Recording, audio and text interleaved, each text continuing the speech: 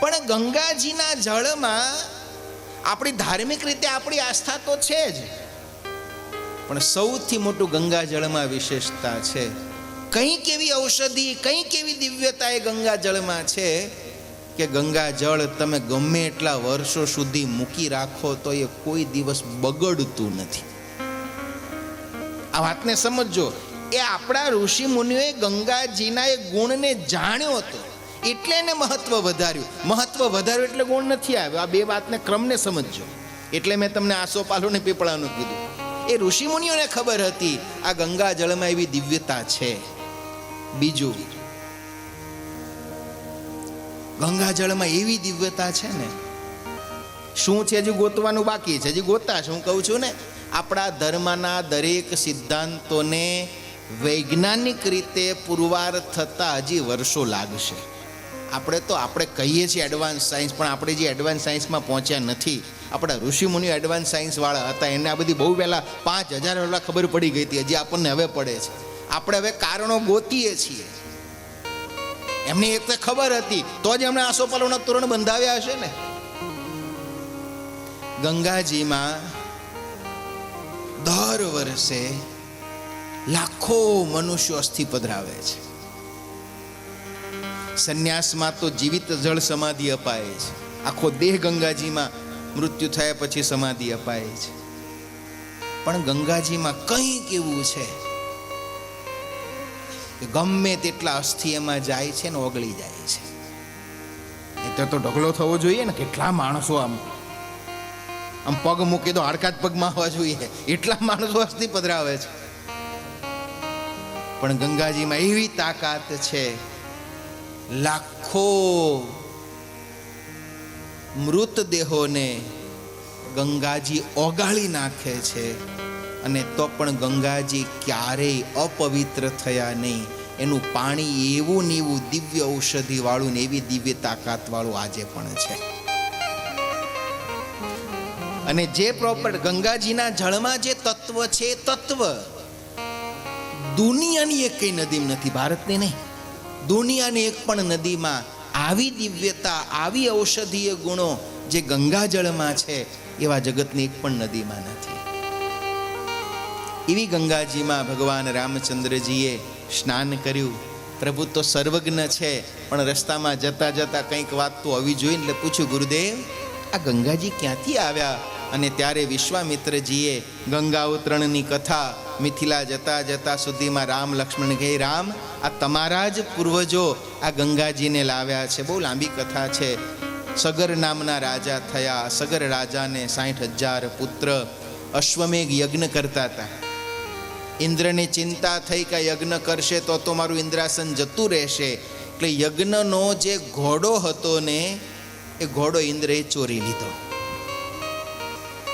સગર રાજાના પુત્રો બધા અશ્વ શોધવા નીકળ્યા, દેખાયો નહીં, ક્રોધે ભરાયા. અરે જમીનમાં દાટો હોય તો હોધી કાઢી, આવું વિચારીને મોટા લાકડાના હળ બનાવી અને ધરતી ખોદવા માંડ્યા. ઇન્દ્રના મનમાં બીક લાગી, ક્યાંક મારી ચોરી હવે પકડાઈ જશે તો. જંગલમાં જઈ કપિલ નામના એક મુનિ તપ કરતા હતા. જે ઝાડ નીચે કપિલ મુનિ તપ કરતા હતા, ઇન્દ્રએ ઝાડ સાથે જઈ અને ઘોડો બાંધી દીધો. આ બાજુ ક્રોધમાં લાલ ગુમ થયેલા આ હરિયાશુઓ જ્યાં હળ લઈને ધરતી ખોદતા ખોદતા કપિલ મુનિના આશ્રમે આવ્યા. જે ઝાડ નીચે મુનિ તપ કરે છે, મુનિ તો ઊંડા ધ્યાનમાં ખોમે, એને ખબર જ નથી. એ જ ઝાડના થડ સાથે બાંધેલો પોતાના યજ્ઞનો ઘોડો જોયો. એમણે માની લીધું કે આ બાવો જ ચોર છે. આ કથાઓ બહુ દિવ્ય છે. હું કાયમ ઘણા મને પૂછે કે આ હજારો વર્ષ જૂની કથા હવે સાંભળીને શું કામ છે? હવે સાંભળીને એક જ કામ છે, આ કથાઓ થઈ ગઈ છે, આ ઘટનાઓ ઘટી ચૂકી છે. હું કાયમ કહું છું કે આ કથા તમે 1000 વાર સાંભળો તો 1000 વાર કથામાં શું આવે? ઇન્દ્રે આવીને ઘોડો કપિલ મુનિના ઝાડ સાથે બાંધી દીધો. આજ આવક બદલાય. ઘટી ગયેલી ઘટનાઓ 1000 વાર સાંભળો તો એની જ રે. પણ એની એ કથા 1000 વાર આપણે શું કામ સાંભળવાની? તો કે એમાં કંઈ બદલાવ નહીં થાય, પણ આપણામાં હજી થવાની શક્યતા છે એટલે સાંભળવાની. નહીં તો કથા એ નહીં જ રે. આ બધા જોયું અને જેવું જોયું શું માની લીધું કે આ બાવો જ અમારો ઘોડો ચોરી લીધો છે ને હવે ઢોંગ કરતો ધ્યાનમાં બેસી ગયો છે. આ કથા એકલા હરિયાશુઓની નથી, આ કથા આપણા બધાની છે. આપણે આવું જ કરીએ છીએ. આપણે શું કરીએ છીએ? કંઈક જોઈએ એટલે આપણી આંખે જે જોયું હોય એમાં જ આપણે સત્યની ધારણા કરી લઈએ છીએ. આપણે શું કરીએ છીએ?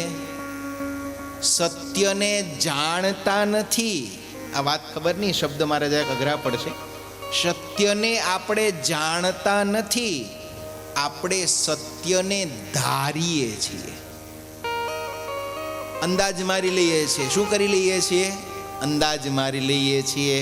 આ ઝાડ નીચે બાવ આંખ બંધ કરીને બેઠો છે, એ જ ઝાડની જોડે ઘોડો અમારા યજ્ઞનો બાંધેલો છે, એટલે આપણે શું અંદાજ મારી લીધો કે આ બાવો ચોર છે.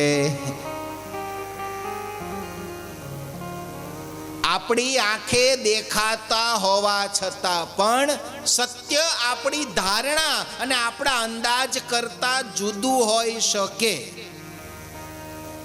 માટે તમને બધાને એક નાનકડો મંત્ર આપું છું, જો યાદ રાખો તો. ધારવા કરતા પૂછી લેવું હારું.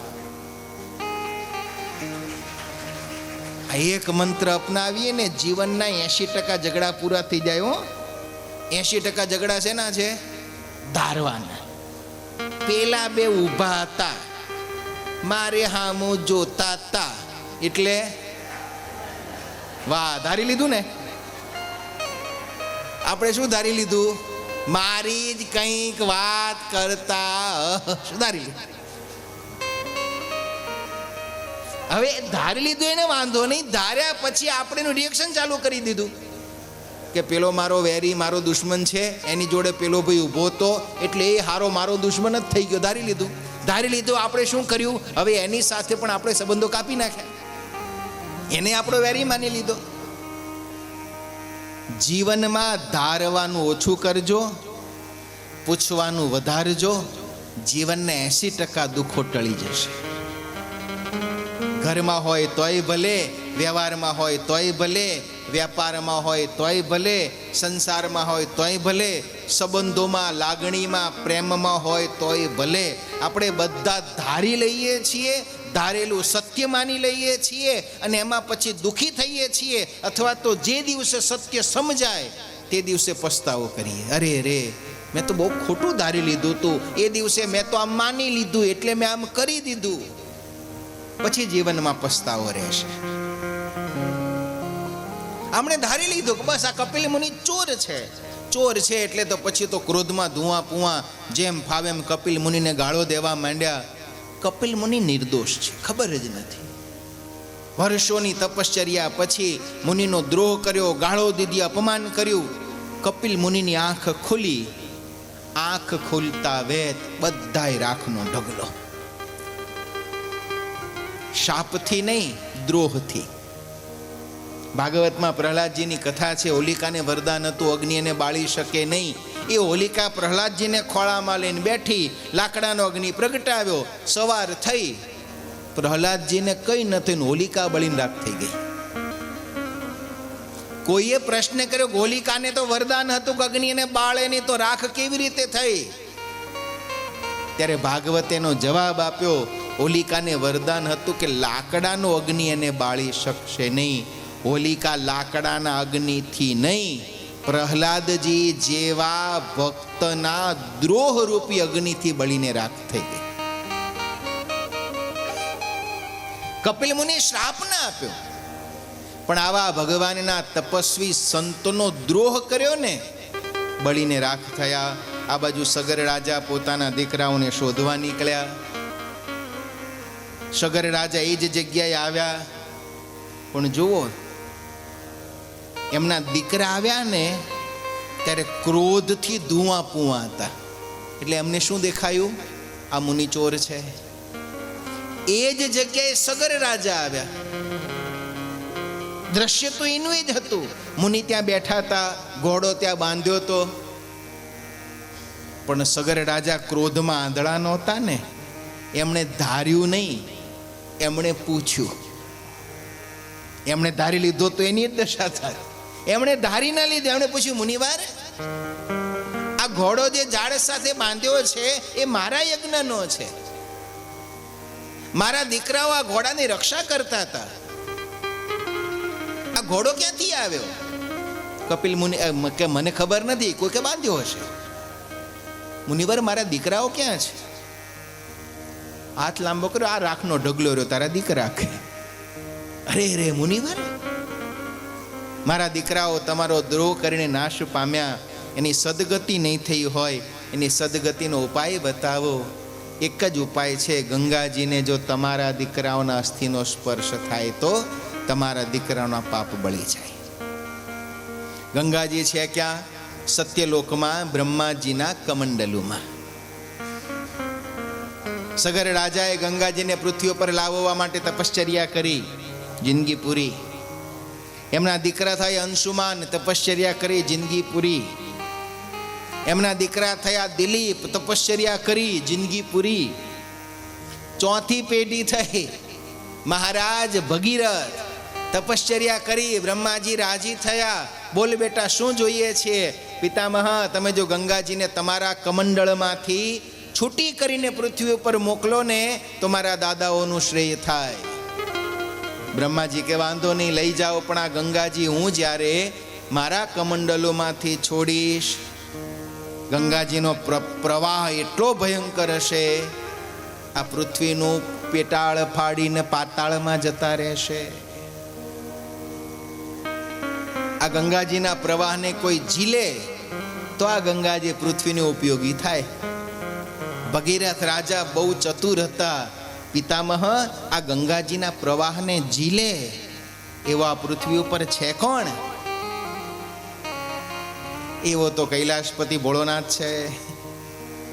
ભગીરથ રાજાએ પાછું શિવજીનું તપ કર્યું. આ કથા વિચારજો તો ખરા. આ ગંગાજીને પૃથ્વી ઉપર લાવવા માટે 4 પેઢી તપ કરીને ખપી ગઈ. ભગીરથ રાજાએ ભોળાનાથની તપશ્ચર્યા કરી. ભોળાનાથ રાજી થયા. બોલ બેટા, શું જોઈએ છે? પ્રભુ, મારા દાદાઓનું કલ્યાણ કરવું છે. સત્યલોકમાંથી બ્રહ્માજી ગંગાજીને તો પૃથ્વી ઉપર મોકલે છે, પણ આ ગંગાના પ્રચંડ પ્રવાહને ઝીલે કોણ? આપ જો પ્રવાહને ઝીલો તો જગતનું કલ્યાણ થાય. શિવજી કે જગતનું કલ્યાણ થતું હોય તો આવવા દો. અને શિવજીએ પછી જટા ખુલ્લી મૂકી અને કહ્યું, આવવા દો. સત્યલોકમાંથી બ્રહ્માજીએ ગંગાને કહ્યું, બેટા, તારે પૃથ્વી ઉપર જવાનું છે, જગતનું કલ્યાણ કરવાનું છે, અને તારે જગતના અનેક જીવોનું શ્રેય થાય, એટલા માટે હવે તમે પૃથ્વી ઉપર જાઓ. ગંગાજીને પણ પોતાના પ્રવાહનું અભિમાન હતું. કહ્યું છે, પણ પિતાજી, આ મારા પ્રવાહને ઝીલશે કોણ? તો કે જટાવળો જોગી એક જટા ખોલીને બેઠો છે, તમે એની જટામાં પ્રવેશ કરો, એ તમારા પ્રવાહને ઝીલશે. અને આજે ગંગાજી સત્યલોકમાંથી આ પૃથ્વી ઉપર આવવા માટે તૈયાર થયા છે. ભોલે તેરી જટા મેં બહેતી ગંગધારા, બહેતી गंगधारा, भोले तेरी जटा से बहती गंगधारा, बहती गंगधारा, बहती गंगधारा, बहती गंगधारा। काली घटा के अंदर, काली घटा के अंदर देवदामिनी उजाला, बहती गंगधारा।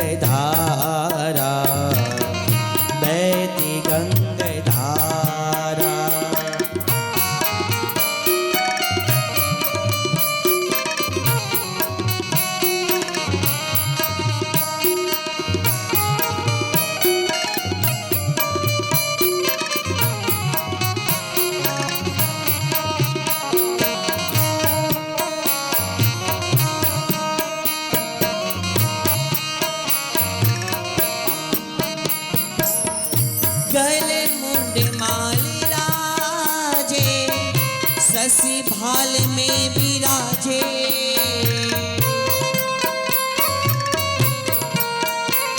ओ गले मुंड माल राजे ससी भाल में विराजे ससी भाल में विराजे डमरू निनाद बाजे डमरू निनाद बाजे कर में त्रिशूल भाला बहती है गंगधारा गंगधारा गंगधारा भोले तेरी जटा में भोले तेरी जटा में बहती गंगधारा बहती है गंगधारा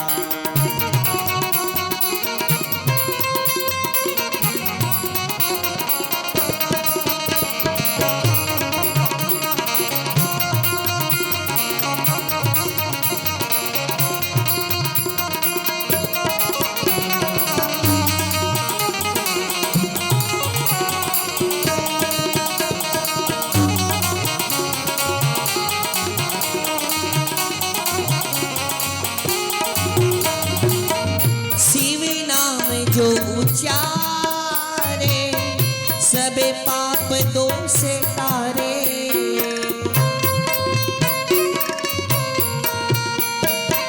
शिव नाम जो उच्चारे सबे पाप दोष तारे सबे पाप दोष तारे ब्रह्मानंद ना विसारे ब्रह्मानंद ना विसारे भव सिंधु पार तारा बहती है गंगधारा भोले तेरी जटा में शिव जी तेरी जटा में बहती है गंगधारा बहती है गंगधारा काली घटा के अंदर काली घटा के अंदर देवदामिनी उजाला बहती है गंगधारा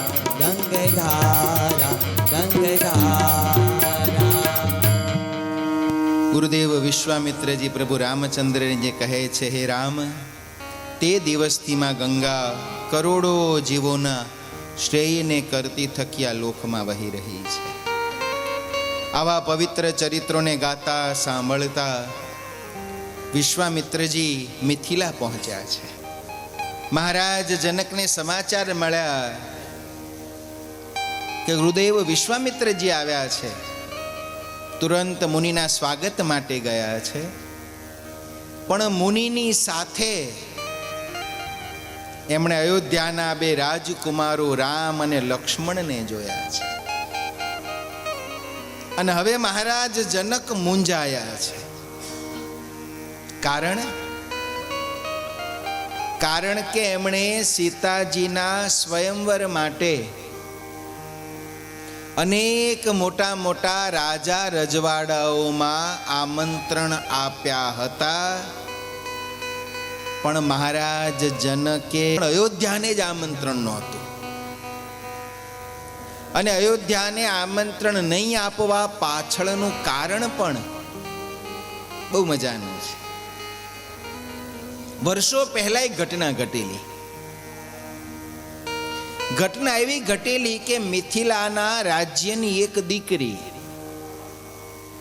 એના લગ્ન બાજુના રાજ્યમાં થયેલા. લગ્ન બાદ કોઈ પિયરમાં પ્રસંગ હશે એટલે દીકરી મિથિલામાં આવેલી ને પ્રસંગ પૂરો થયો એટલે જમાઈ એમને લેવા માટે મિથિલા આવતા હતા. પણ બંનેને એકબીજા પ્રત્યે અતિ પ્રેમ. પેલા યુવાનને પણ જલ્દી પહોંચી અને પોતાના પત્નીને લઈને પાછા જવાની ઉતાવળ હશે. એટલે ઉતાવળા જંગલમાંથી ચાલ્યો જાય છે. અને એવામાં જંગલમાં એક કીચડમાં એક ગાય ફસાઈ ગયેલી. કીચડમાં ફસાઈ ગયેલી ગાય મદદ માટે ભાંભરે છે, કોઈ બચાવે એવી ઈચ્છા વ્યક્ત કરે છે. પત્નીમાં મન છે એટલે ઉતાવળીઓ થયેલો પેલો યુવાન ત્યાં આવ્યો. એણે ગાયને કીચડમાં ફસાયેલી જોઈ એટલે ગાયને બહાર કાઢવાના બદલે મોહાંધ પ્રેમાંધ વ્યાકુળ બનેલો આ યુવાન એને ગાયના ઉપર પગ દીધો અને આગળ ચાલ્યો ગયો. એને એમ કે મારા પગમાં કીચડ ચોંટે નહીં ને. આ પાપના પ્રતાપ એ વખતે આકાશવાણી થઈ કે તું તારી પત્નીને જોવા માટે એટલો બધો અધીરો ને આતુર બન્યો છે કે આ ગાયને બચાવવાના બદલે એને ઉપર પગ મૂકીને તું જાય છે. જા, કાલ સવારે તું આંધળો થઈ જઈશ. એને જોવા માટે જ એટલો ઉતાવળો છે ને, જા, જોઈ જ નહીં શકે. પછી તો બહુ પસ્તાવો થયો, પણ થાય શું? પોતાના સાસરાના ઘેર પહોંચ્યા, રડી પડ્યા, બધી વાત કરી. સવાર થતા તો આંધળો થઈ ગયો. પછી તો જઈને મહારાજ જનકને એને ફરિયાદ કરી કે મહારાજ તમારા રાજ્યમાં આવીને આંધળો થયો. મહારાજ જનક પણ દુખી થયા. બધાને પૂછ્યું કે આવી રીતે જેને અંધાપો શ્રાપથી આવ્યો હોય એનો ઉપાય શું? બધાએ ઉપાય બતાવ્યો કે કોઈ પરમ પતિવ્રતા સ્ત્રી હોય કે જ્યારે જેણે જીવનમાં ક્યારેય મન કર્મ વચને બીજા કોઈ પુરુષનો સંકલ્પ જ ન કર્યો હોય, આવી સ્ત્રી જો પોતાના હાથે આના આંખમાં પાણીના 2 ટીપા પાડે તો આની આંખે દેખાતું થાય. મહારાજ જનકે ઢંઢેરો પીટાવ્યો કે જે કોઈ નગરમાં પતિવ્રતા સ્ત્રી હોય એ આવીને જો આમાં 2 ટીપા નાખે તો આની આંખો પાછી આવે. ઢંઢેરો પીટાણો, પણ કોઈ કરતા કોઈ અખતરો કરવા તૈયાર થયું નહીં. એનો અર્થ એવો નહોતો કે મિથિલા નગરીમાં બધી સ્ત્રીઓ ચારિત્ર્યહીન હતી, પણ માનો કે અખતરો કરવા જાય અને ન થાય તો પોતાનું ચારિત્ર્ય શંકામાં આવે. પછી તો આજુબાજુના રાજ્ય સુધી વાતો ફેલાઈ. કોઈ કરતા કોઈ એવું ન નીકળ્યું કે જ્યાં પુરુષને દ્રષ્ટિ પાછી આપી શકે. એ વાત ફરતી ફરતી અયોધ્યામાં મહારાજ દશરથના કાને પડી. મહારાજ દશરથે પોતાની 3 રાણીઓને કહ્યું કે મને ભરોસો છે તમે 3 પરમ પતિવ્રતા છો, માટે મિથિલા જાવ અને એક યુવાનની દ્રષ્ટિ ખોવાણી છે અને તમે દ્રષ્ટિ પાછી આપો. 3 રાણીઓએ વિચાર કર્યો, આવા નાના કામ માટે આપણે થોડું મિથિલા ધક્કો ખવાય. આપણા જેટલું પાતિવ્રત્ય તો આપણા નગરમાં પેલું ચોક વાળવા જે બઈ આવે છે ને એના જીવનમાં એટલું પાતિવ્રત્યપણું છે. એટલે 3 રાણીઓએ સાથે મળી રાજમહેલમાં આંગણું વાળવા માટે જે કશુદ્ર સ્ત્રી આવતી હતી એને સારા કપડાં આપ્યા, સારા ઘરેણાં આપ્યા અને અયોધ્યાથી એ મિથિલા પહોંચી. બધાને એમ જ લાગ્યું કે અયોધ્યાથી આવ્યા છે મોટા રાજાના રાણી જશે ને, એટલે તરત પાણી મંગાવ્યું, પેલા યુવાનને લાવ્યા અને બાઈએ જ્યાં પાણી આંખમાં નાખ્યું એ યુવાનની દ્રષ્ટિ પાછી આવી ગઈ. મહારાજ જનકે પૂછ્યું, દેવી આપ કોણ છો? તો કે હું દેવી નથી, હું તો અયોધ્યાના રાજમહેલમાં કચરા વાળું છું. અને મહારાજ જનકને તે દિવસે દ્રાસકો પડ્યો. કોહો, અયોધ્યાના રાજમહેલમાં એક કચરા વાળનાર સ્ત્રીના જીવનમાં પણ આટલું પાતિવ્રત્ય અને આટલી શક્તિ હોય તો અયોધ્યાની રાણી ને અયોધ્યાના રાજ્યમાં કેટલી તાકાત હશે. આ વિચાર તે દિવસે મહારાજ જનકના અંતરમાં આવેલો. અને એટલે જ્યારે સીતાજીનો સ્વયંવર યોજાયો, મહારાજ જનકે અયોધ્યા આમંત્રણ આપ્યું નહીં. પિતા તરીકે મહારાજ જનકના મનમાં બીક લાગી કે ક્યાંક ધનુષ ભંગનું આયોજન છે આવું સંભળાશે અને રાજા કોક પોતાના નોકરને કે એકાદા સૈનિકને મોકલશે અને અયોધ્યા વાળાનો કંઈ ભરોસો નહીં. એકાદો સૈનિક આવીને ધનુષની દોરી ચડાવશે તો મારે સીતાને રાજાના બદલે કોઈક સૈનિક જોડે પરણાવવા પડશે. પિતા તરીકે અંતરમાં રહેલી આ ઊંડી બીકના કારણે મહારાજ જનક અયોધ્યા આમંત્રણ આપેલું નહીં. પણ વિશ્વામિત્રજી જાણતા હતા કે રામ સ્વયં નારાયણ છે, સીતાજી સ્વયં લક્ષ્મીજી છે. લક્ષ્મી અને નારાયણનું મિલન નહીં થાય ત્યાં સુધી સંસારનો ક્રમ, પ્રભુનું ચરિત્ર આ બધું અધૂરું રહી જશે. એટલે વિશ્વામિત્રજી યજ્ઞ રક્ષણના બાને રામચંદ્ર પરમાત્માને પોતાના આશ્રમમાં લાવ્યા. અને હવે આમંત્રણ નહોતું એટલે સ્વયંવરમાં તો જવાય નહીં, પણ અયોધ્યાના રાજકુમાર તરીકે નહીં, વિશ્વામિત્રજીના શિષ્ય તરીકે આજે રામ અને લક્ષ્મણ મિથિલામાં આવ્યા. મહારાજ જનકે જોયા એટલે મૂંઝાયા. કેમ મૂંઝાયા? હવે મારે આમને રાખવા ક્યાં? પોલિટિકલ પ્રોટોકોલ હોય ને, અયોધ્યાના રાજકુમારોને જો હું રાજમહેલમાં ન ઉતારો આપું તો પણ અપમાન લાગે. જો રાજમહેલમાં ઉતારો આપું તો કાલ સ્વયંવરમાં આવીને બેસે. આમંત્રણ વગર રાજમહેલમાં ઉતારો આપવો કેવી રીતે? મહારાજ જનક મૂંઝાયા ને ત્યારે વિશ્વામિત્રજીએ કહ્યું છે, મહારાજ આ બંને મારા શિષ્યો છે, મારી સાથે રહેશે. ગુરુદેવ વિશ્વામિત્રજીનો જ્યાં બધા સાધુ સંતો રહેતા હતા ને ત્યાં ભગવાન રામચંદ્રજી, લક્ષ્મણજી, ગુરુદેવ વિશ્વામિત્રજી આ બધાય ત્યાં રોકાયા છે. તુલસીદાસજી રામચરિત માનસમાં લખે છે કે જ્યારે રામ અયોધ્યાથી શિષ્યના રૂપમાં મિથિલા આવ્યા અને મિથિલાના નરનારીઓને ખબર પડી છે, કહો સ્વયં રઘુકુલ ભૂષણ ભગવાન રામ આજ મિથિલા પધાર્યા છે. મિથિલા એ જ્ઞાનીઓની નગરી છે. જો સાથે સાથે બીજી એક પણ વાત કહી દઉં, જનક છે ને આ કોઈ વ્યક્તિનું નામ નથી.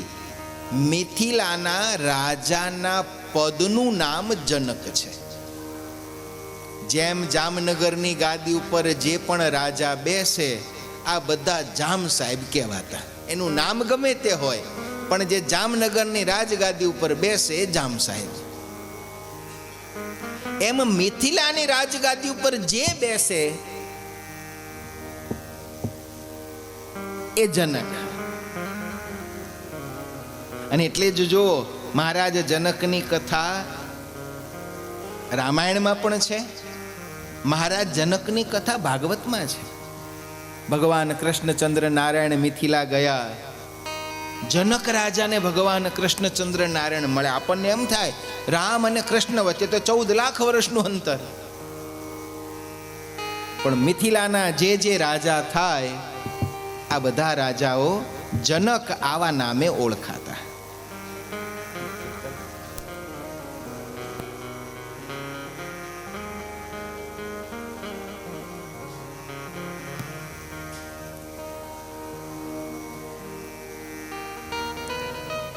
આ મિથિલા એ જ્ઞાનીઓની નગરી છે.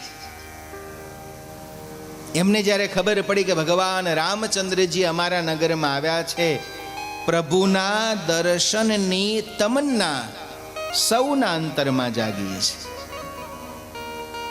ભગવાને પણ જાણ્યું કે આ બધા ભક્તોને મારા દર્શન કરવા છે, એટલે પોતાના ભક્તોને દર્શન આપવાના બાના નીચે રામચંદ્રજીએ ગુરુદેવ પાસે રજા લીધી છે. ગુરુદેવ આપ જો રજા આપો તો મિથિલા તો કેવું અદ્ભુત સોનાનું નગર છે, અમે નગર દર્શન કરી આવીએ, કહેતા જરાક શહેર જોઈ આવીએ.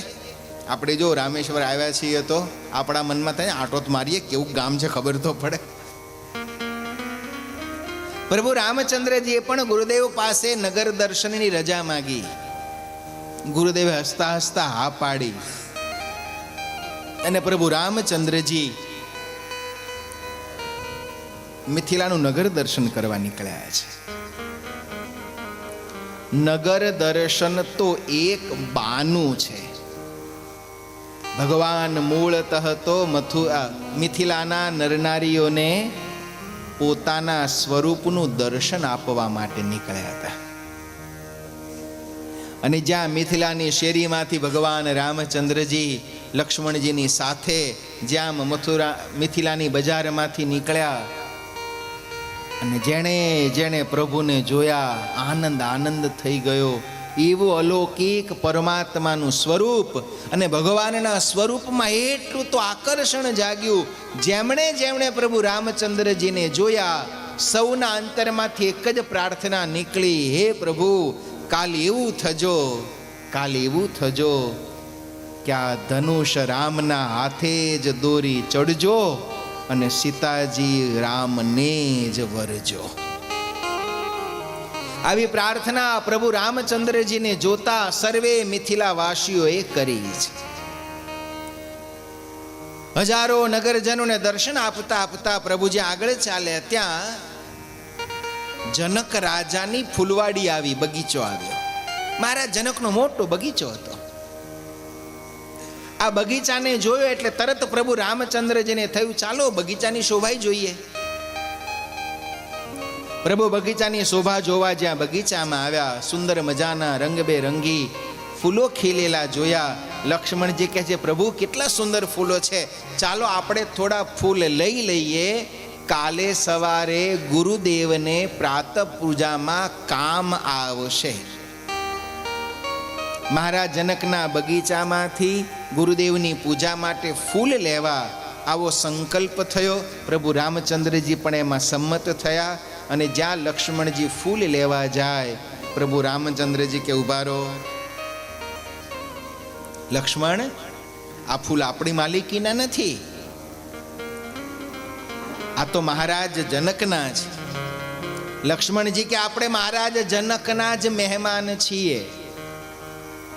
અને જો નીતિશાસ્ત્ર એમ કહે છે કે તમે તમારા ઘેર જે મહેમાનને સ્વીકાર્યા હોય એની મેળે કદાચ ઘૂસી જાય તો મહેમાન ન કહેવાય. તમે આવકાર આપ્યો એટલે તમે સ્વીકાર્યા. ઘરમાં સ્વીકારેલા અતિથિનો અધિકાર ઘર માલિક કરતા વધારે હોય છે. આ વાતને સરળ કરી દઉં.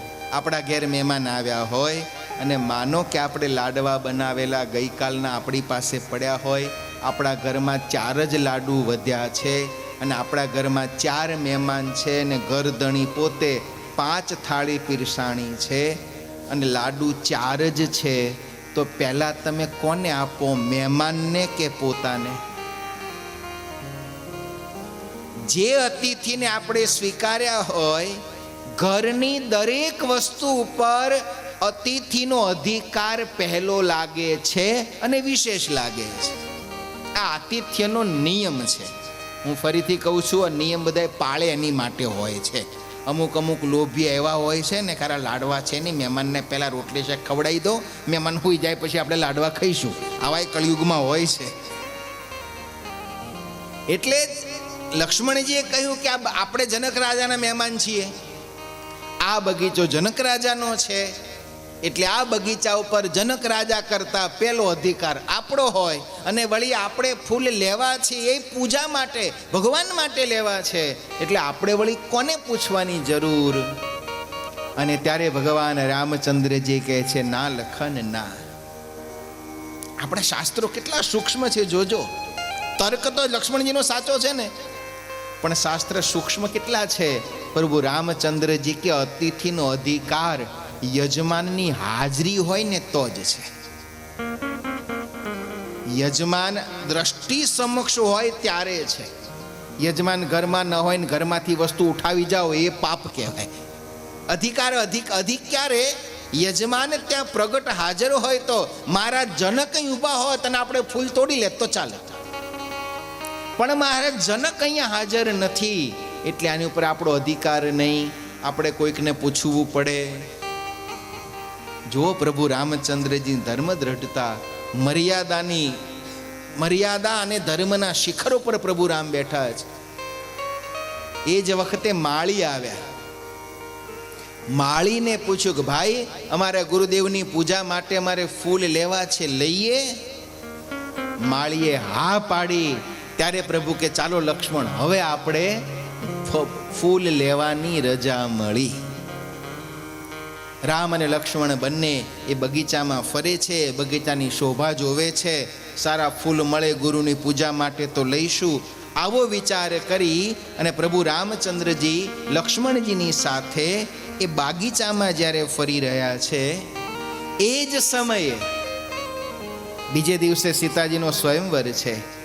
સ્વયંવરની આગલી સાંજ છે ને કુળ પરંપરા છે એટલે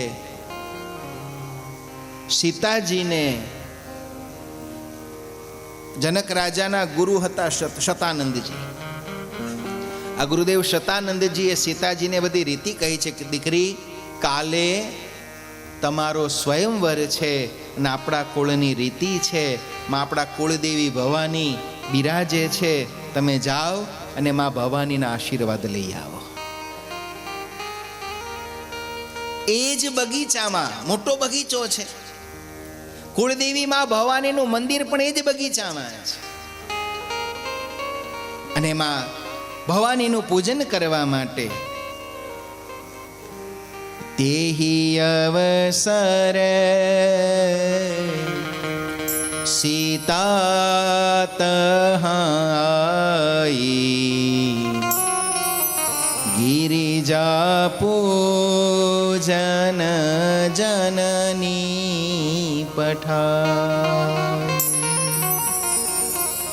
માં ભવાનીનું પૂજન કરવા માટે સીતાજી પણ એ જ બગીચામાં આવ્યા છે. સીતાજી પણ પોતાને સખીઓ સાથે બગીચામાં આવ્યા, બીજી બાજુ રામ અને લક્ષ્મણજી પણ એ જ બગીચામાં છે. એ જ સમયે બગીચો બહુ મોટો છે, ઝાડ પાંદડા પણ બહુ મોટા છે. એકબીજાને હજી બંને જોયા નથી. ફરતા ફરતા સીતાજીની એક સખી કહેતા એક બહેનપણી એ બગીચામાં ફરતી ફરતી લતા મંડપ કહેતા વેલની મોટી દિવાલ હતી, એની પાછળથી બગીચાની આ બાજુ આવી અને બગીચાની આ બાજુ જ્યાં આવીને અને ત્યાં જ એણે ભગવાન રામચંદ્રજીને અને લક્ષ્મણજીને જોયા. અને જ્યાં ભગવાન રામચંદ્રજીને જોયા, લક્ષ્મણજીને જોયા, સખીના હૃદયમાં આનંદ થયો. દોડતી દોડતી આવી સીતાજીની પાસે. સીતે સીતે, આખું નગર જેના વખાણ કરે છે, જેના રૂપ, જેની ગરિમા, જેનું ગૌરવ આખું નગર ગાઈ રહ્યું છે ને, એ અયોધ્યાના બે રાજકુમારો આજ બગીચામાં છે. દેખન બાગ કુંવર દો આયે, દેખન बाग कुंवर दो आए, देखन बाग कुंवर दो आए, देखन बाग कुंवर दो आए, भय किशोर भली भांति सुहाए, वय किशोर सब भांति सुहाए, भय किशोर सब भांति सुहाए, वय किशोर सब भांति सुहाए, श्याम गौर कही कहूँ बखान,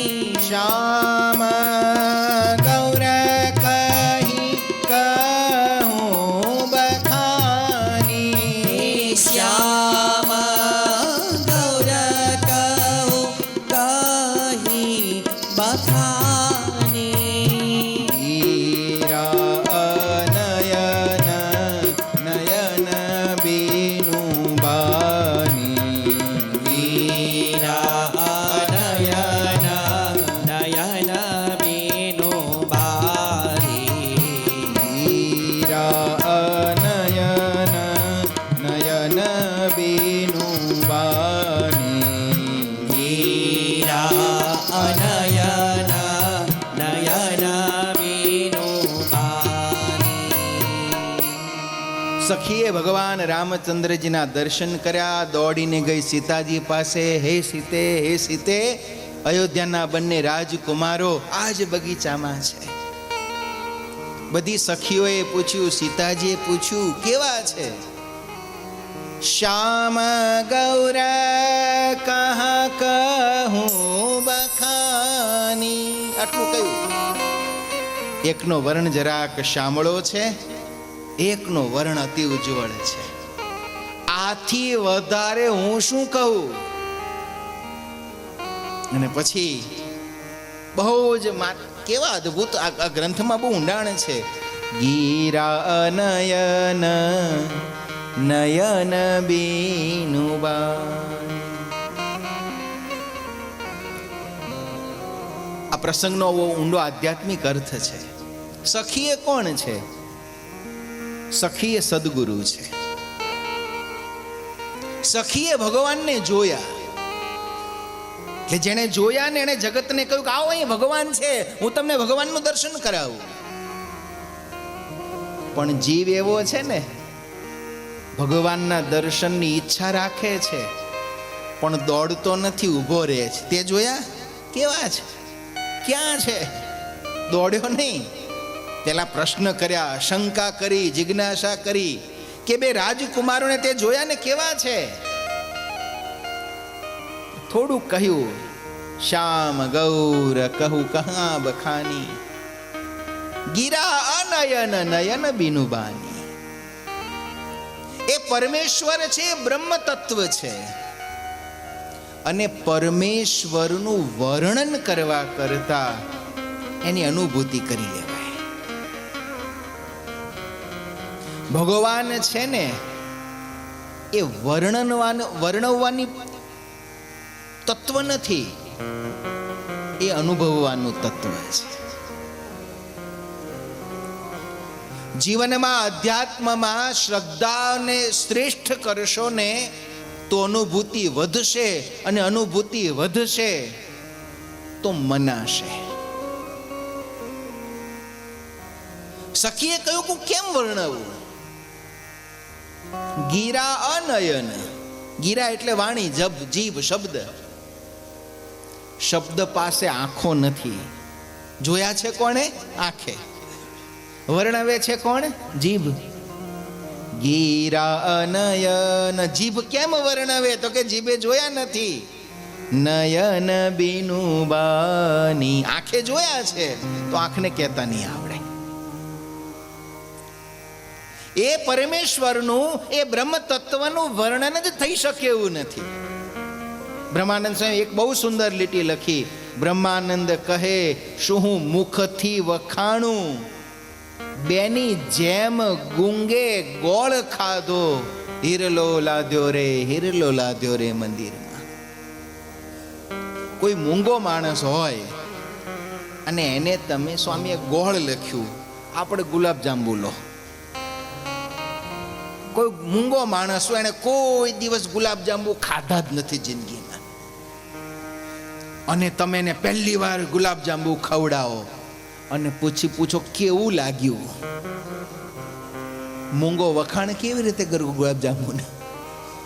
એને મજા તો બહુ આવી, માગીને બાવી ખાઈ ગયો, પણ એને વખાણે કેવી રીતે? આનંદ બહુ છે, પણ મૂંગો માણસ આનંદને વર્ણવી શકશે નહીં. આ વાત ખાલી સીતાજીની, કોઈ મૂંગાની, સદગુરુ સખીની નથી. આ વાત અધ્યાત્મ માર્ગમાં આપણે બધાય સમજ્યા જેવી છે. ભગવાનના માર્ગમાં પ્રશ્ન ઓછા કરજો, અનુભૂતિ વધારજો. અધ્યાત્મનો માર્ગ અનુભૂતિનો છે, બુદ્ધિ અને તર્કનો નહીં. અત્યારના સમયમાં ઘણા બધા માણસો એવું કહેતા હોય છે, ભગવાનને કોણે જોયા છે? મને દેખાડો ને તો હું ભગવાનને માનું. સાબિત કરી આપો ભગવાન છે. ભલા માણસ, સાબિતી એ તો બુદ્ધિનું સ્તર છે. ભગવાન બુદ્ધિના સ્તરથી બહુ પર છે. એની અનુભૂતિ જ થાય, એ સાબિત બુદ્ધિથી ન થાય.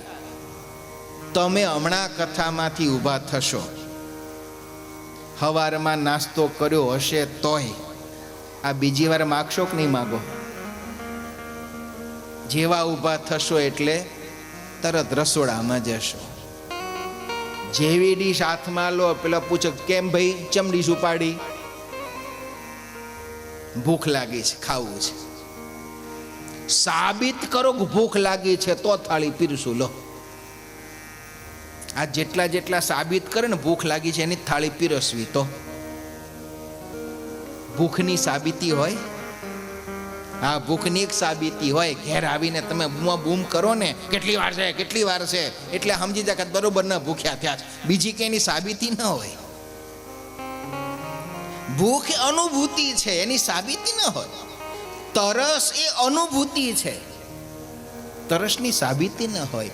એમ પરમેશ્વર એ અધ્યાત્મ માર્ગની અનુભૂતિ છે. આજ સખીએ કહ્યું છે, એનું વર્ણન શું કરું? ગીરા અનયન નયન બીનું બાની. એનું વર્ણન નહીં થાય. પણ એક કામ કરો ને, હું તમને કહું, તમે જોવો માનો, એની કરતા ચાલો હું જ તમને રામના દર્શન કરાવું. રામના દર્શન માટે મનમાં અતિ ઉત્કંઠા વાળા થયેલા સીતાજી અને સખીઓ બધી ત્યાં આવી. જે સખીએ રામને જોયા હતા ને એ આગળ થઈ. જો અધ્યાત્મનો માર્ગ છે, આ ખાલી બગીચાની કથા નથી, આમાં ઊંડું અધ્યાત્મ છે. જેમણે જેમણે ભગવાનને જોયા છે ને એમણે માર્ગ કંડાર્યો. આપણને બધાને કહ્યું આ માર્ગે ચાલજો, આ માર્ગે ચાલશો ને તમને રામનો ભેટો થશે. એ માર્ગ કોણે બતાવ્યો? જેણે માર્ગે ચાલીને ભગવાનને જોયા છે ને એને. ઘણા બધા આજે પણ પ્રશ્ન કરે છે કે હિન્દુ ધર્મમાં આટલા બધા વિભાગો કેમ છે? આ વિભાગો નથી, માર્ગ છે. જેણે જે રસ્તે પ્રાપ્ત થયું એ રસ્તો એને બતાવ્યો. અને કોઈએ પૂછ્યું કયા? ખાલી કલ્પના કરો કે એવરેસ્ટ છે, એવરેસ્ટને ચડવું હોય તો ચારે બાજુ જુદા જુદા રસ્તાઓ છે. કોઈ આ રસ્તેથી જાય, કોઈ આ રસ્તેથી જાય, કોઈ આ રસ્તેથી જાય. કયો રસ્તો સારો, કયો લાંબો, કયો ટૂંકો, એ તો બધા માર્ગ તો કોઈ એક વ્યક્તિએ જોયા નથી. એટલે જેણે જે માર્ગ જોયો છે એ જ માર્ગને એણે સૌથી સહેલો, સૌથી સરળ કહ્યો અને પોતાને અનુસરનારા બધાને એને એ માર્ગે ચલાવ્યા. આપણે કોઈ પણ માર્ગે ચાલીશું, પહોંચવાનું ક્યાં છે? છેલ્લે ભગવાન સુધી. એ ભગવાન, એ પરમ તત્વ પરમેશ્વર એ ટોચ ઉપર એક જ છે. હા, એને પામવાના માર્ગ ઘણા બધા છે. જુદા જુદા પંથ, જુદા જુદા મત, જુદા જુદા સંપ્રદાયો, જુદી જુદી ઉપાસનાની રીતિઓ, એ બધાયના, આપણા બધાયના જુદા જુદા માર્ગ છે. ગમે તે રસ્તે ચાલીએ, પહોંચવાનું ક્યાં છે? ત્યાં જ. પ્લેનમાં આવો તોય ભલે, ટ્રેનમાં આવ્યા હોય તોય ભલે, 2 ફ્લાઇટ બદલીને આવો તોય ભલે, 2 ટ્રેન બદલીને આવો તોય ભલે, છેલ્લે આપણે બધા પહોંચ્યા ક્યાં? રસ્તો સૌનો જુદો જુદો હોય. દરેકના રસ્તાના વિઘ્ન જુદા હોય. કોઈકની ટ્રેન મોડી પડે, કોઈકની ફ્લાઇટ મોડી પડે, કોઈકની ગાડી બગડે, કોઈકની ગાડી મોટી કીધી નાની આવે તો ભીડે પડે. દરેકની તકલીફ જુદી જુદી. પણ છેલ્લે પહોંચવાનું ક્યાં છે? અહીંયા છે. એમ અધ્યાત્મના માર્ગમાં આપણે જે પણ માર્ગ લઈશું, છેલ્લે આપણે પહોંચવાનું તો એક પરમેશ્વર પાસે જ છે. આપણે સુભાષિતનો બહુ જૂનો શ્લોક છે, આકાશાત પતિતમ તોયમ યથા ગચ્છતિ સાગરમ સર્વદેવ નમસ્કારમ કેશવમ પ્રતિગચ્છતિ. આકાશમાંથી જેટલું પણ પાણી વરસે છે એ ઝરણું, નદી, છેલ્લે જાય છે ક્યાં? સમુદ્રમાં. એમ તમે જે પણ દેવી દેવતાની ઉપાસના, વંદન, ભક્તિ કરો, અંતે તો એ પરમેશ્વરને જ આપણે પામવાનું છે. જેણે જે માર્ગ જોયો તે માર્ગ બતાવ્યો. સખીએ માર્ગ બતાવ્યો. સીતાજી આવ્યા અને સીતાજીએ પહેલી વખત રામનું દર્શન કર્યું. એ જ સમયે રામચંદ્ર પરમાત્માએ પણ સીતાજીને જોયા. બંને એકબીજાને જોયા, બંનેના હૃદયમાં એકબીજા પ્રત્યે આદર જાગ્યો, ભાવ જાગ્યો, અને સીતાજી શરમાઈ. અને આમાં તો કેટલું કહું, સમય થયો છે, પણ જ્યાં સીતાજીએ રામચંદ્ર પરમાત્માને જોયા ને, એક જ ક્ષણ જોઈને સીતાજી આંખો બંધ કરી દી. લોચન મગ રામયુરયાની દીન હે પલક કપાટ સયાની. ગોસ્વામી લખે છે, સીતાજીએ રામચંદ્ર પરમાત્માને જોયા અને જોતાની સાથે આંખો બંધ કરી દીધી. સખીઓ કહે છે, આને જોવા આવ્યા છીએ, સીતા આંખો ખોલો. સીતાજી આંખો ન ખોલી. એક વખત રામને જોયા પછી લોચન મગ રામ હિયુરયાની દીન હે પલક કપાટ સયાની. તુલસીદાસજીનો બહુ જ સુંદર અર્થ કહે છે. આ બધી આધ્યાત્મિકતા છે કે જેને જેને ભગવાનનું દર્શન થાય ને, એને આંખ બંધ કરી અને હવે અંતરમાં જોવાનો વારો આવે, બહાર જોવાનું બંધ થઈ જાય. જેની બાહ્ય વૃત્તિ ટળે, અંતરદ્રષ્ટિ જાગે, એને માનવું કે મને ભગવાનના દર્શન થયા છે. જ્યાં સુધી અંતરદ્રષ્ટિ ન જાગે ત્યાં સુધી આપણે મૂર્તિઓ જોઈ છે, હજી ભગવાનના દર્શન કર્યા નથી. રામેશ્વર ગયા, હે મોટું મંદિર છે, જોયું, અંદર સરસ મજાના રામેશ્વર ભગવાનનું મોટું શિવલિંગ છે, જોયું. દર્શન કર્યા ક્યારે ગણાશે? જ્યારે આપણી દ્રષ્ટિ અંતરમાં ઉતરી જશે. સીતાજી અંતરદ્રષ્ટિ કરી. સીતાજી આંખો એટલે બંધ કરી, સીતાજીએ કીધું કે એકવાર ભગવાનને જોયા ને પછી હવે જગતમાં બીજું કંઈ જોયા જેવું બાકી રહેતું નથી. રામનું દર્શન થયું, સખીઓના અંતરમાં આનંદ થયો, અને પછી સીતાજી આવ્યા છે પૂજાની થાળી લઈ માં ભવાનીના મંદિરમાં. જય જય ગિરિબર રાજ કિશોરી, જય મહેશ મુખ ચંદ ચકોરી, જય ગજ બદન ષડાનન માતા, જગત જનની દામિની હરિગા. શિવજીએ માં ભવાનીની પૂજા કરી છે, માતાજીને પ્રાર્થના કરી છે, હે માં, મારા જીવનના એક નવા અધ્યાયનો આરંભ થવાનો છે, તમે સદાય મારી સાથે રહેજો. આ રામના આજ મને દર્શન થયા છે, એ રામ મને પતિ રૂપે પ્રાપ્ત થાય એવી મારા ઉપર કૃપા કરજો, એવી મારા ઉપર દયા કરજો. આમ કહી ને સીતાજીએ જગત જનનીમાં ભવાનીની સ્તુતિ કરી છે. હે જગ જનની માં, હે જગદંબા, માતે ભવાની શરણે લેજે. હે જગ જનની, હે જગદંબા, માતે ભવાની શરણે લેજે.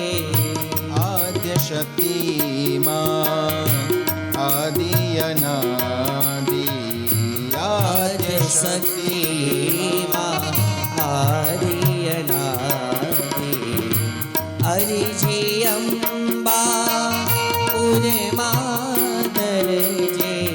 હે જગ જનની, હે જગદંબા.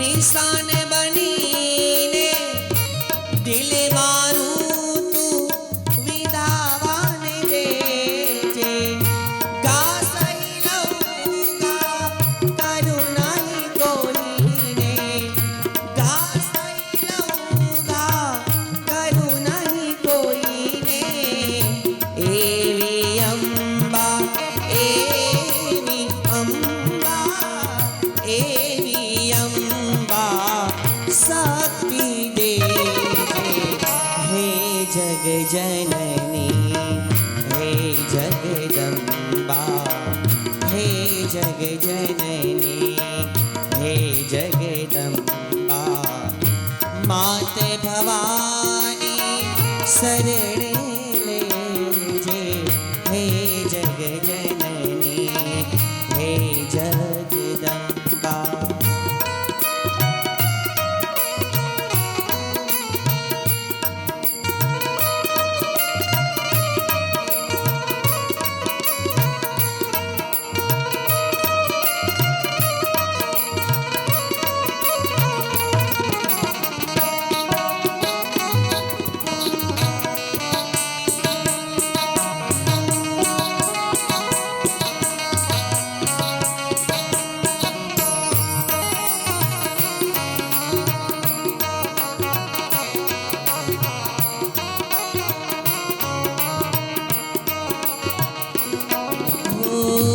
ધૂપ બનું સુગંધ તુજ દેજે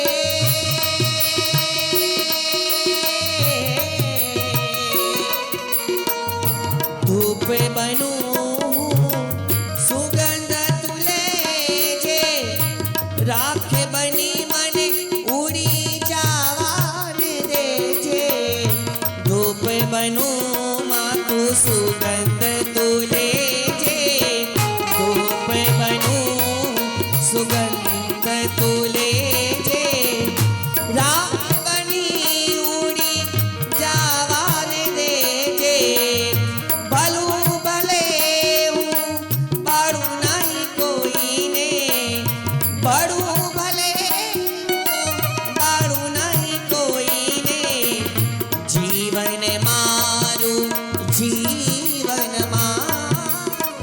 જીવન મારું સુગંધિત કરે છે હે જગ જનની હે જગદંબા હે જગ જનની હે જગદંબા માતે ભવાની માતે ભવાની માતે ભવાની શરણે લેજે હે જગ જનની હે જગદંબા હે જગ જનની હે જગદંબા હે જગ જનની હે જગદંબા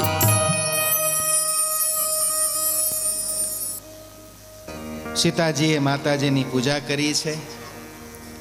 બીજી બાજુ ભગવાન રામચંદ્રજી પણ પૂજા માટેના ફૂલો લઈ ગુરુદેવ પાસે પહોંચ્યા છે.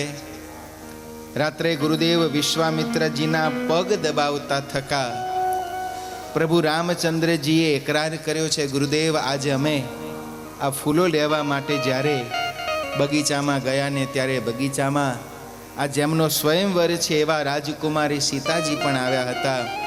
અમે પણ સીતાજીને જોયા. અમે રઘુકુળ વંશી છીએ. અમે ક્યારેય કોઈના ઉપર મનમાં કુભાવ લાવતા નથી, કોઈના પ્રત્યે મનમાં કુવિચાર લાવતા નથી. પણ સીતાજીને જોતા અમારા મનમાં કોઈ કુવિચાર નથી જાગ્યો, પણ અમારું મન જરાક વિહવળ થયું છે.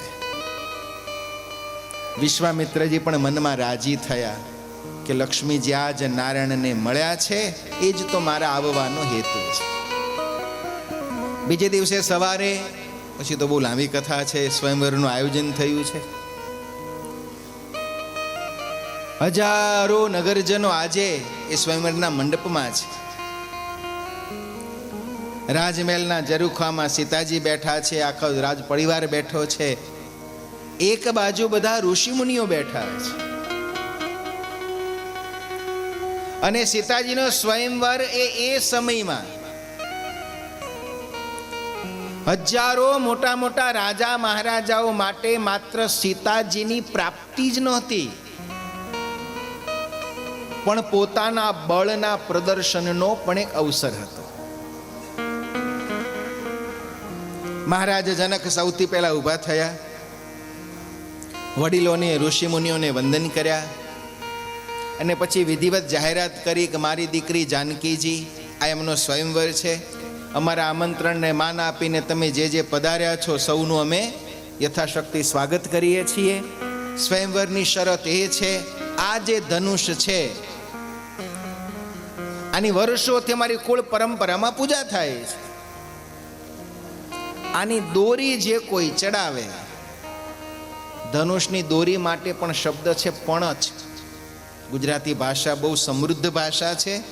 દરેક વસ્તુ માટે એનો એક પર્ટિક્યુલર શબ્દ છે. આ ધનુષની પણછ જે ચડાવે એના ગળામાં સીતાજી વરમાળા પહેરાવશે. જાહેરાત થઈ, આ બાજુ બધા રાજા મહારાજાઓ આકલા ફડકારા કરવા લાગ્યા. કોઈ સાથે ઉપર હાથ પછાડે ને હમણાં દોરી ચડાવી દઉં, સીતાજીને તો ઊંઝ પરણું. ત્યાં પ્રશ્ન થયો, ક્રમ શું રાખવો? સીતાજીના સ્વયંવર માટે ક્રમ શું રાખવો? માનો પહેલો જ રાજા દોરી ચડાવે તો આ બધા સ્વયંવરમાં આવે શું કામના? કે નીતિ નિયમ તો હોવો જોઈએ ને. જ્યાં જો એ વખતે બે પ્રકારના સ્વયંવર, એક સ્વયંવરમાં કન્યા વરમાળા લઈને નીકળે ને જેના ગળામાં વરમાળા પહેરાવે ને પરણે.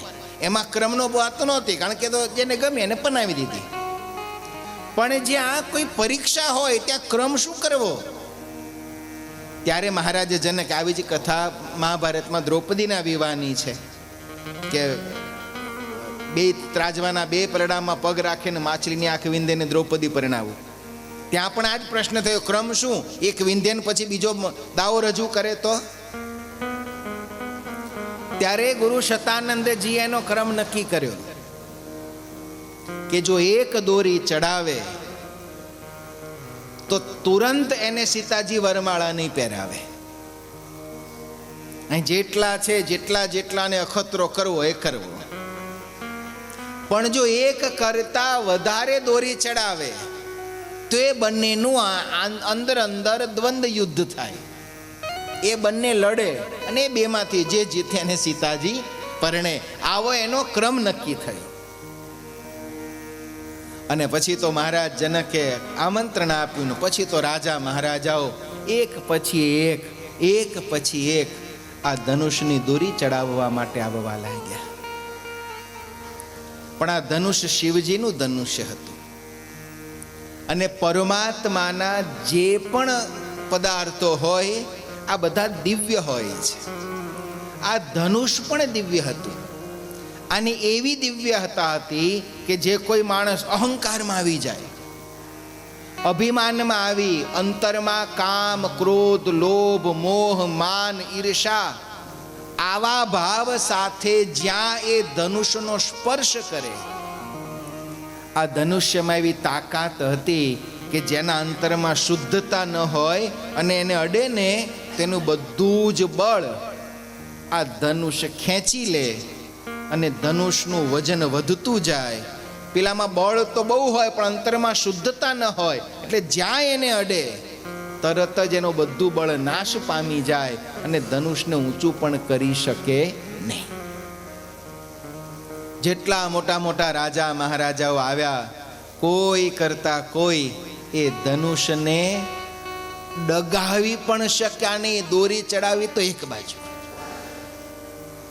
રાજા મહારાજો એક હારીને પાછળ એટલે બીજો બેઠો હોય, મૂછત આવતી લે શું માય કાંગલા તારથી હમણાં જોઉં જઉં.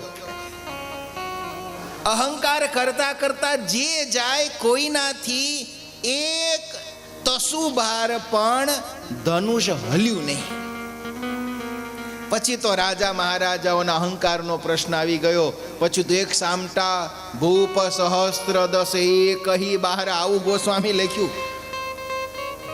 1000 રાજા ભેગા થયા.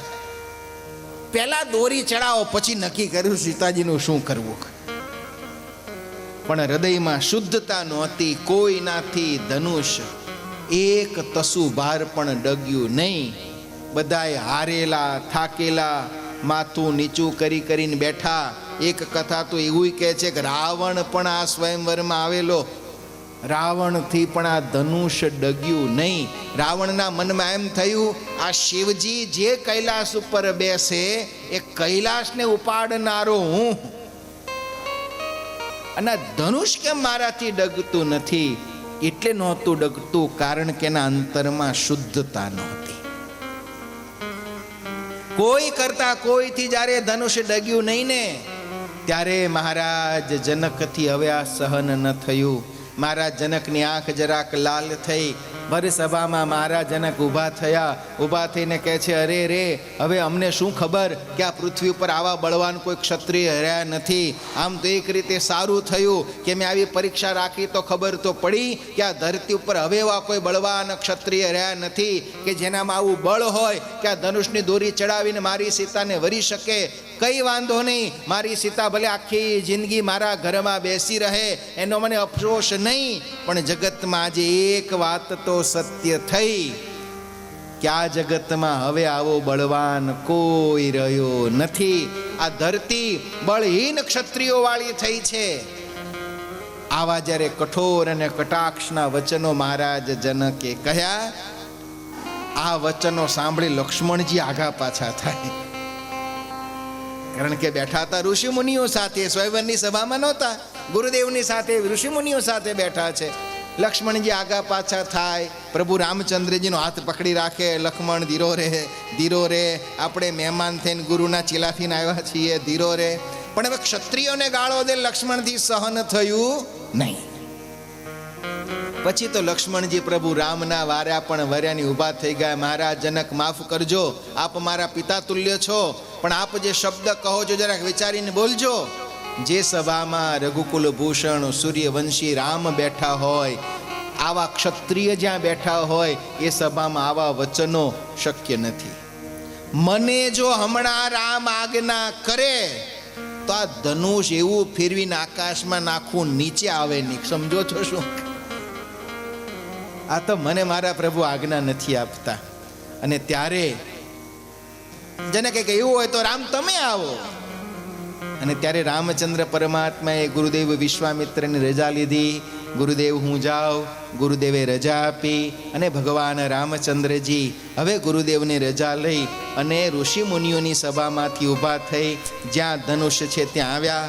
આમ તો પહેલા આવ્યા હોત તો આ સભા સ્વીકાર કરત જ નહીં. ભાઈ તમે તો આ રેસમાં છો જ નહીં, દોડવા ક્યાંથી આવ્યા? પણ હવે બધા હારી ચૂક્યા હતા એટલે હવે કોઈ વિરોધ કરી શકે એમ નહોતું. અને ભગવાન રામચંદ્રજી જ્યાં ધનુષની પાસે આવ્યા, અંતરમાં શુદ્ધતા છે, હાથ જોડી ધનુષ્યને વંદન કર્યા. ધનુષ્યને વંદન કરી ભગવાન ભોળાનાથને પ્રાર્થના કરી, હે ભોળાનાથ, તમે મારા ઈષ્ટ છો, આ તમારું ધનુષ છે, મારામાં કોઈ તાકાત નથી કે આને ઉપાડી શકું, પણ હે ભોળાનાથ તમે મને બળ આપજો. આવી ભગવાન ભોળાનાથને વંદના કરી. જ્યારે પ્રભુ રામચંદ્રજી ધનુષ્યની પાસે આવ્યા, સીતાજીએ પ્રાર્થના કરી, આખી મિથિલાના હજારો નરનારીઓએ પ્રાર્થના કરી. અને એ જ સમયે ભગવાન રામચંદ્રજી ધનુષ્યની પાસે આવ્યા, વંદન કરી અને દોરી ચડાવવા માટે જ્યાં ધનુષ ઊંચું કરી અને દોરી ખેંચવા જાય, આ તો આપણે કહેતાય વાર લાગે છે. ગોસ્વામી તુલસીદાસજી લખ્યું, મારે વર્ણન કરતાય વાર લાગે. આંખના પલકારામાં ઘટના ઘટી ગઈ. ધનુષ ઊંચું થયું. ભગવાન રામચંદ્રજી જ્યાં દોરી ચડાવવા જાય તે જ સમયે ધનુષના ટુકડા થયા. એનો ભયંકર અવાજ થયો. સર્વેએ ભગવાન રામચંદ્રજીના નામનો જય જયકાર કર્યો. બોલો રામચંદ્ર ભગવાન કી જય. ભગવાન રામચંદ્રજીનો જય જયકાર થયો. સીતાજી આવ્યા. સીતાજી આવી અને પ્રભુ રામચંદ્રજીના ગળામાં વિજયની માળા પહેરાવી અને સર્વે સભાએ ફરીવાર જય જયકાર કર્યો છે. બોલો સિયાવર રામચંદ્ર ભગવાન જય. જય જયકાર થયો. અને પછી તો એ જ સમયે આગળની ઘણી કથાઓ છે. પરશુરામજી અવાજ સાંભળ્યો. પરશુરામજી પણ આવ્યા